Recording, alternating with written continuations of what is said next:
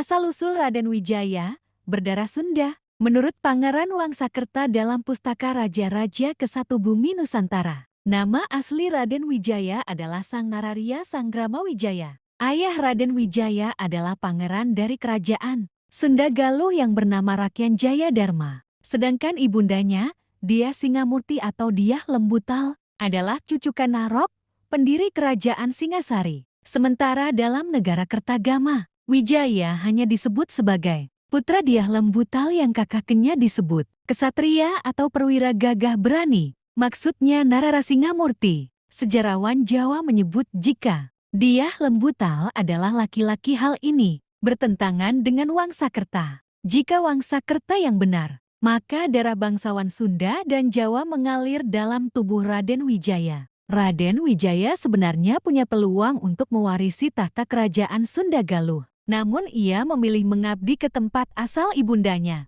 yakni Kerajaan Singasari pada era pemerintahan Raja Kertanegara. Pilihan tersebut bukan tanpa alasan karena Raden Wijaya adalah menantu Kertanegara. Kitab Negara Kertagama dan Pararaton punya cerita yang berbeda terkait kisah asmara Raden Wijaya yang mempersunting putri Raja Kertanegara. Menurut Negara Kertagama, Raden Wijaya menikah dengan 4 orang putri Kertanegara, yaitu Tribhuwaneswari, Narendraduhita, Jayendra Dewi, dan Gayatri. Tribhuwaneswari dipilih sebagai permasyuri, sedangkan yang lainnya sebagai istri selir. Sedangkan dalam Pararaton disebutkan bahwa Raden Wijaya hanya mengawini 2 putri Kertanegara saja. Selain itu, Raden Wijaya juga memperistri seorang putri kerajaan Dharmasraya dari Sumatera, bernama Darapetak.